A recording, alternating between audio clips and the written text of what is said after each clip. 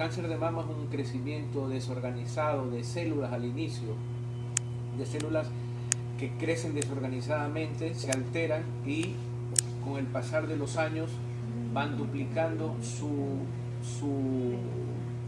dimensión, su número, hasta que comienzan a dar,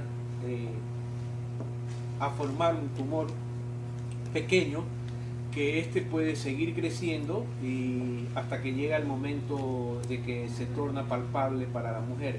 Los síntomas del cáncer de mama son signos que se pueden ver, no solamente palpar.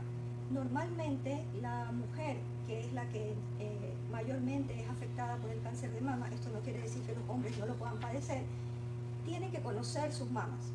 Y para conocer sus mamas tienen que hacerlo desde edades tempranas. El autoexamen mamario debe ser hecho desde que la niña comienza a desarrollar sus caracteres secundarios, es decir, desde que comienzan a aparecer los botones mamarios. El autoexamen mamario debe hacerse por lo menos una vez al mes con la paciente desnuda frente a un espejo. Una vez que está frente al espejo, debe observar si hay diferencias entre una mama y otra, si hay aparición de signos en la piel, como por ejemplo granitos que no se curan, descamaciones que no estaban ahí, irregularidades en el contorno de la mama. También se pueden confundir con la celulitis. La celulitis es la piel de naranja. Son como hoyuelos que aparecen en la superficie mamaria y que nos dicen que algo está pasando dentro o por debajo de la piel que la recubre. También podemos encontrar salida del líquido a través del pezón. Este líquido solamente debe ser leche en el periodo de lactancia. Fuera de un periodo de lactancia no debe haber salida de absolutamente nada por la mama, por el pezón. Si es líquido sanguinolento, uno tiene que tomar mayor interés y obviamente buscar al especialista. El autoexamen mamario, vamos a hacer una mímica. El autoexamen mamario que debe ser hecho por las mujeres es bimanual, o sea, con las dos manos. Primero, una mano sobre la nuca y con la otra explorando la superficie de la mama en forma circular, de adentro hacia afuera, siguiendo las manecillas del reloj. Una vez que ha terminado la paciente con la superficie mamaria, comienza con la superficie axilar. Primero una mama y luego hace lo contrario con la otra mama. Esto realizado diagnosticar nódulos de más de 1 centímetro que estén cerca de la superficie de la piel. Si las mamas son muy voluminosas, obviamente no lo va a poder hacer y ahí vamos a recurrir a los estudios diagnósticos complementarios. Como dijo bien la doctora, el autoexamen mamario se realiza 8 a 12 días después de la menstruación. Es un periodo en que el seno ha regresado a su estado normal después de la acción de las hormonas por las cuales ella menstrua, y siempre es con la mano derecha la mama izquierda, con la mano izquierda la mama derecha, y examinar no solo la mama sino la región de las axilas, porque a veces el cáncer comienza por la axila y a veces no se toca en la mama. Hasta aquí ese es un concepto claro. Y otro concepto claro es que, como bien dijo la doctora, el signo más importante de cáncer de mama es la presencia de un tumor. Hay que aclarar que el 90% de las veces el tumor cuando se toca es benigno, pero hay un pequeño porcentaje de tumores que se palpan que es cáncer. Por eso, cuando una mujer se palpa un tumor, hay que ir al médico especialista, es el único que puede diagnosticar la enfermedad. En cuanto a las imágenes, tenemos mamografía y eco y resonancia, son los 3 tipos de imágenes.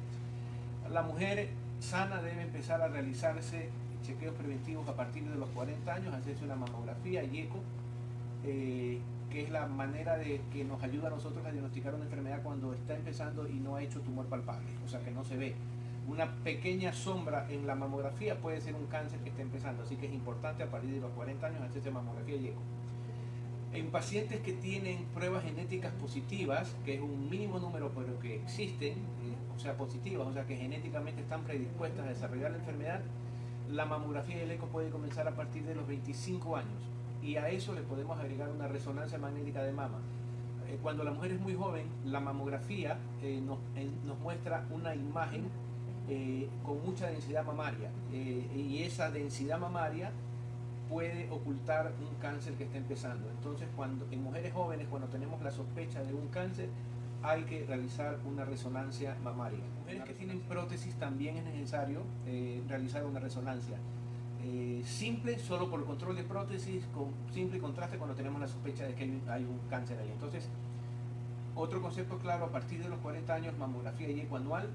En mujeres genéticamente predispuestas antes de los 40 años, realizar mamografía y eco anual, y la resonancia para casos especiales. Porque antes de los 40 las mamas de las mujeres son mamas muy densas y la mamografía no nos aporta mayor información. ¿Por qué son densas? Porque antes de los 40 las mamas todavía no han caído. Con el pasar de los años el tejido mamario se transforma en grasa y por eso las mamas se llama eso.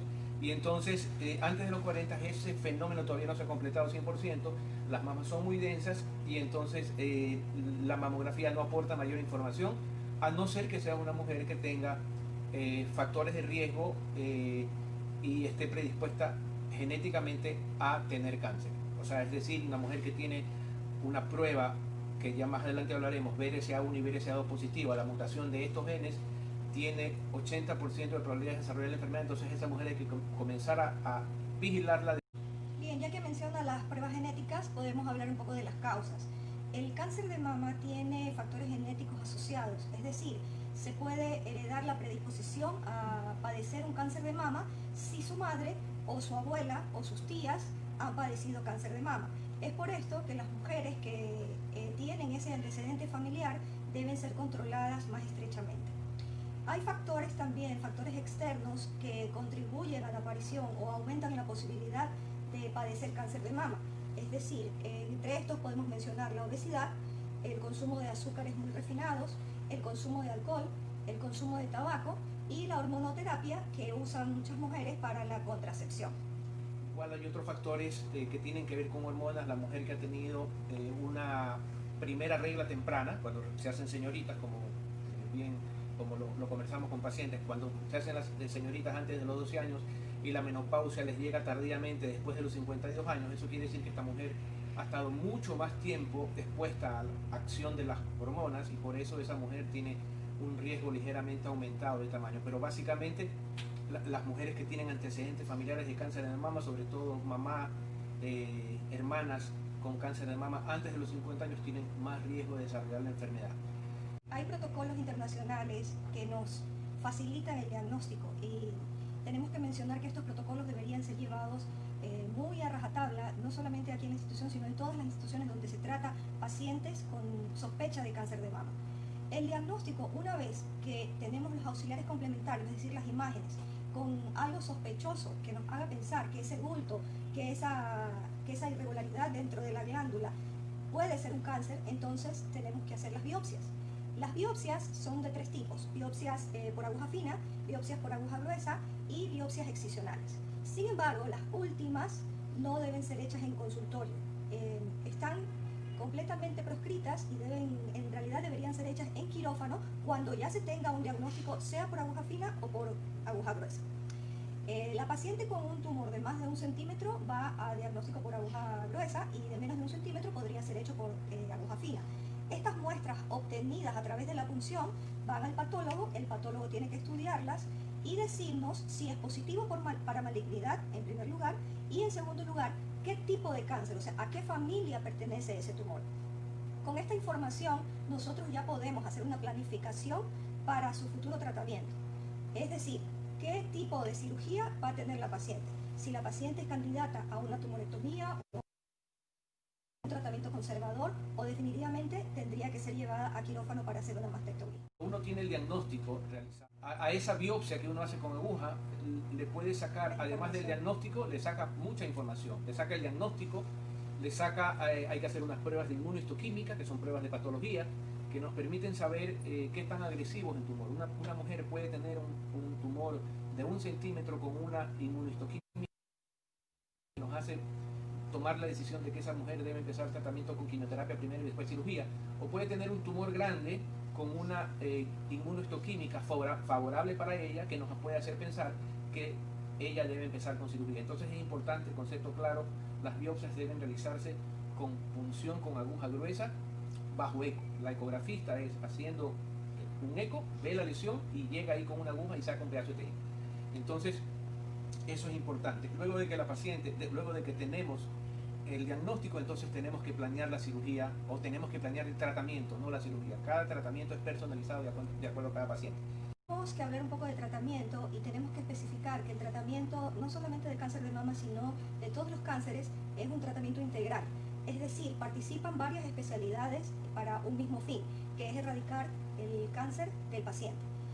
En lo que respecta al cáncer de mama, tenemos al cirujano oncólogo, el oncólogo clínico, el radiólogo, el radioterapeuta, el fisiatra, el departamento de psicología, que es el que tiene que dar mucho apoyo.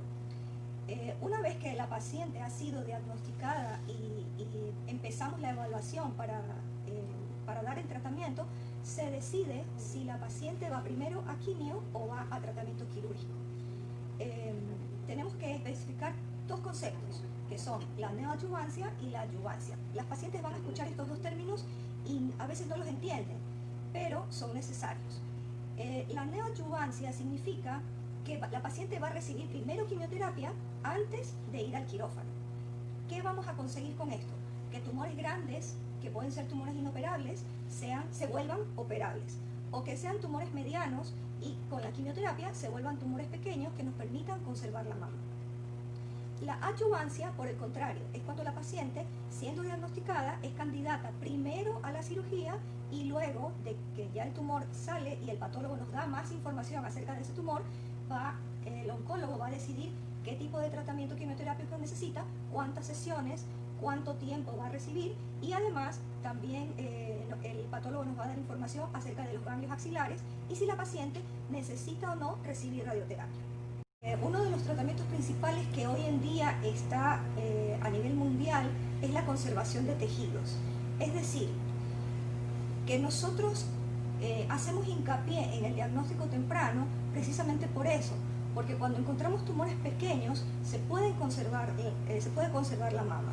El tratamiento conservador en este momento está en primer lugar como tratamiento quirúrgico. ¿Qué es esto?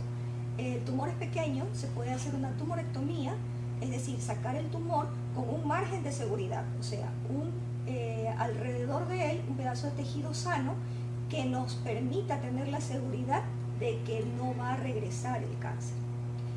El tratamiento conservador, una vez sacado el tumor, entramos a remodelar el resto de glándula que quedó. No es que va a quedar una glándula deforme. Se hacen maniobras de movilización de tejido de tal manera que esa mama vuelva a tener una forma de mama, que vuelva a estar en una posición normal. Sin embargo, va a ser una mama un poco más pequeña. El término que resume lo que acaba de decir la doctora Chalén es oncoplastia. Y eso nos permite en una paciente que tiene senos voluminosos, que tiene una enfermedad con un tumor pequeño, poder resolver su problema de cáncer sacando el tumor, realizando una cirugía conservadora, que como bien lo dijo la doctora, es sacar el tumor con un margen de tejido sano alrededor, y mediante técnicas de cirugía plástica, por eso el término oncoplastia, se puede realizar el levantamiento de las mamas en la misma cirugía, la reducción de las mamas en la misma cirugía, es decir, la paciente entra al quirófano a resolver su problema de cáncer y a resolver un problema estético. Eso en cuanto a la mama y a cirugía conservadora. Hasta hace algunos años, parte del tratamiento de cáncer de mama es la cirugía de la axila, y hasta hace algunos años se sacaban todos los ganglios de la axila. Actualmente, el gold estándar o lo que hay que hacer es ganglio centinela. ¿Qué es ganglio centinela?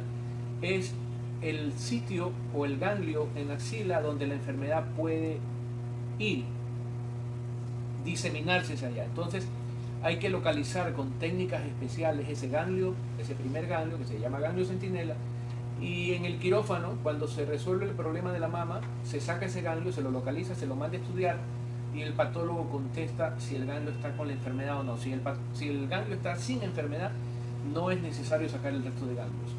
Si el ganglio está con la enfermedad, entonces hay que sacar el resto de ganglios. Bueno, en las pacientes que lamentablemente tienen que ir a una mastectomía radical en la que no se puede ahorrar tejido ni glandular ni de cobertura, tenemos varias opciones. Lo primero que tienen que saber las pacientes es que no hay una técnica reconstructiva, una sola técnica reconstructiva.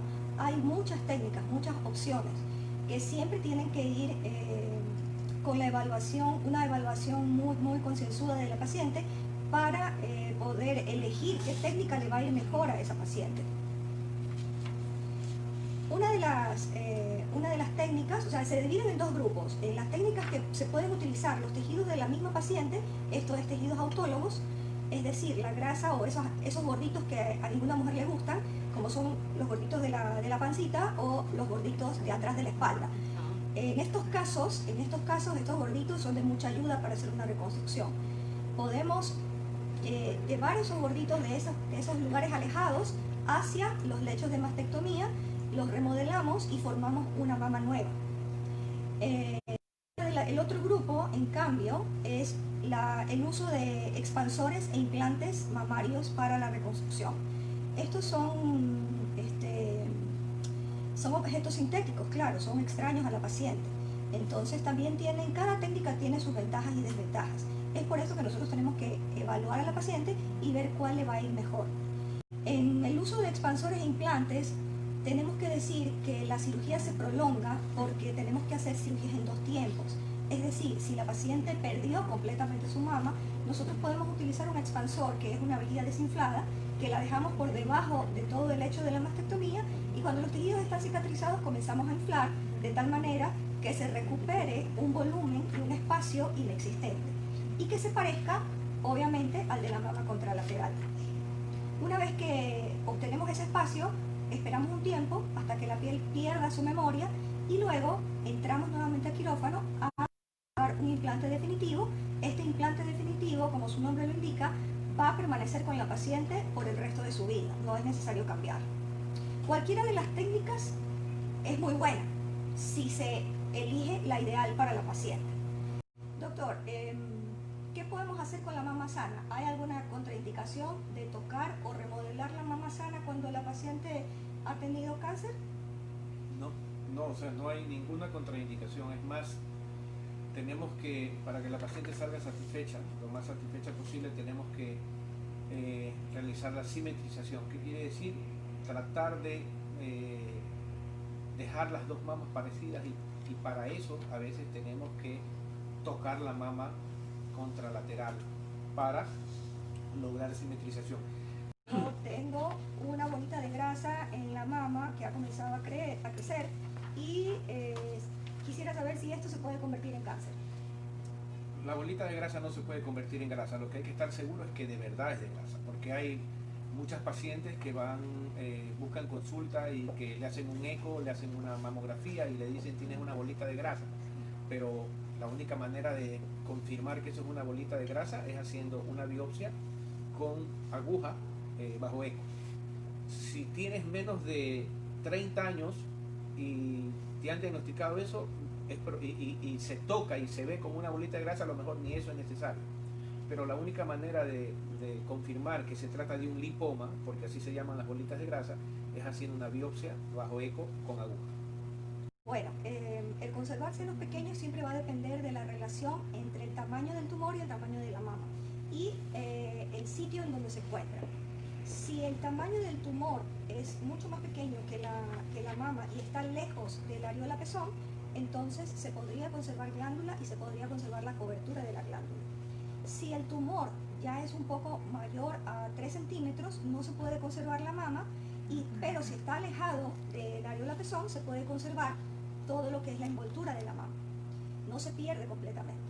Pero si el tumor es grande, es mayor a 3 centímetros y está por debajo del areola pezón, ya no se puede conservar nada y entonces tendríamos que recurrir a la mastectomía. O sea, cada paciente, cada tumor es distinto, pero por eso hay que hacer una buena evaluación. Por eso la paciente tiene que recurrir a especialistas que estén formados en el tema. Tengo otra pregunta que dice que si la paciente es de tercera edad se puede hacer la reconstrucción luego de la mastectomía. Bueno, todas las pacientes tienen que saber que la reconstrucción es la primera opción. No importa la edad, no hay edad para el cáncer, no hay edad para la reconstrucción, siempre y cuando la paciente cumpla con que su estado general esté bueno, ¿no? Tenemos pacientes reconstruidas de 20, de 30, de 40, de 50, de 60 años sin ningún problema, pero llevando a cabo un buen protocolo quirúrgico. Sí, la edad no es una contraindicación para la reconstrucción. En realidad son los deseos de los pacientes que nos hacen plantear la reconstrucción mamaria, y el estado general de ella cuenta, pues, ¿no? La mujer tiene que estar en buenas condiciones, y de acuerdo a su edad y a su condición general se puede plantear, como dijo Sandra también, la alternativa de reconstrucción que más le convenga a esa paciente. El tratamiento de cáncer de mama y la reconstrucción mamaria son procedimientos que actualmente son personalizados. A cada paciente le conviene tal o cual cosa como tratamiento, tanto en cuanto a su enfermedad como a reconstrucción mamaria. ¿El cáncer de mama en hombres es igual que en la mujer? Sí, el 1% de los cánceres de mama son en varones. El porcentaje es mínimo, pero existe. Y los tratamientos son exactamente iguales, con la diferencia que a un hombre, por el volumen de su glándula mamaria, no se puede hacer un tratamiento conservador. Entonces, generalmente hay que hacer una mastectomía, igual hay que hacer angiocentinela, igual el tratamiento con quimioterapia va cuando es necesario, igual va los tratamientos con hormonoterapia, o sea, es exactamente igual el tratamiento en el varón que en la mujer, sabiendo que el 1% de los cánceres nada más son en varón, pero hemos tenido pacientes con cáncer de mama en varón. Otra pregunta, aquí tenemos que si la biopsia altera el cáncer. Una biopsia mal hecha no altera la evolución de la enfermedad, altera la planificación de una buena cirugía y obviamente de los resultados.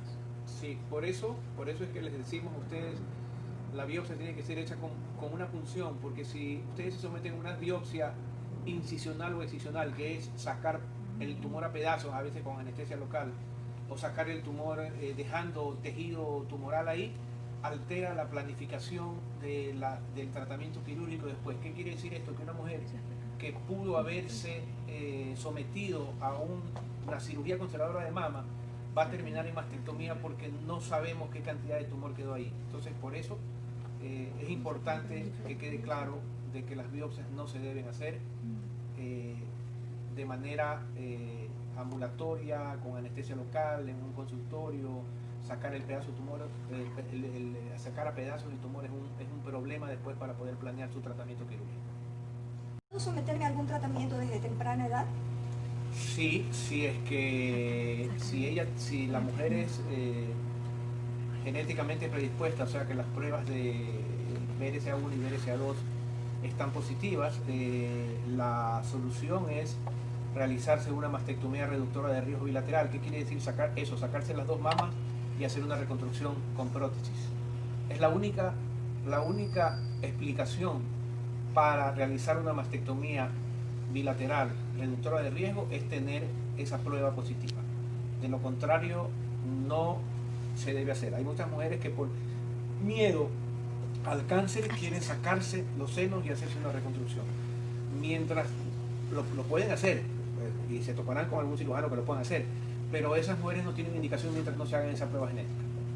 Ya que hablamos de las pruebas, ¿dónde se hacen las pruebas? ¿Quién hace las pruebas?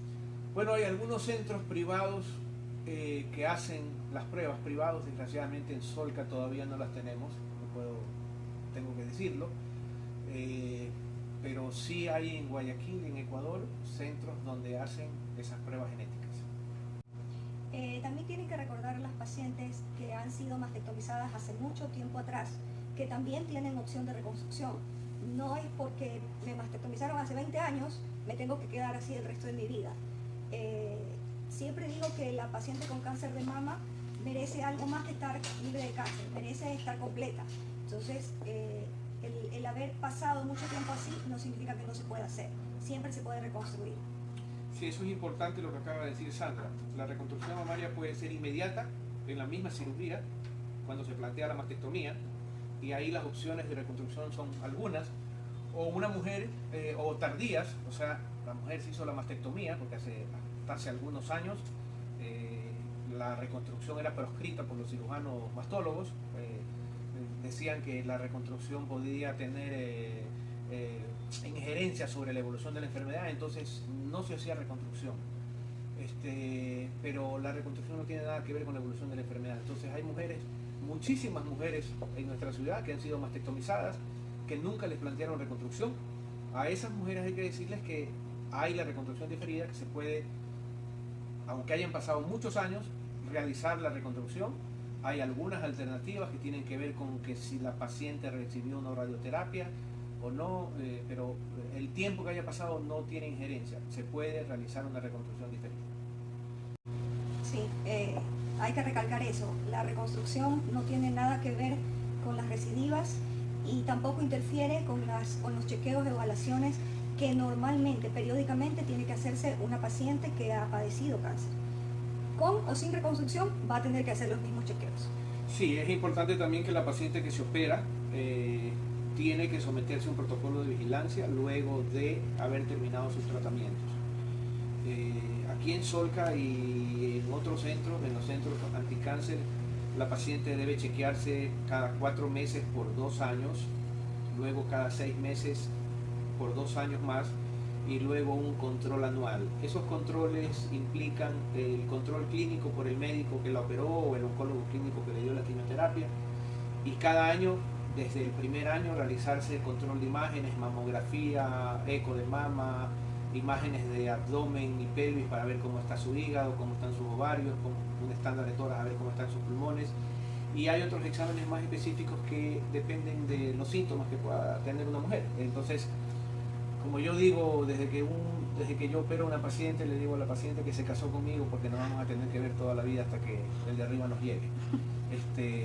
Porque la paciente, así como se opera, tiene que seguir chequeando y no abandonar ese seguimiento, porque es la única manera de poder detectar si la enfermedad ha regresado y poder actuar a tiempo.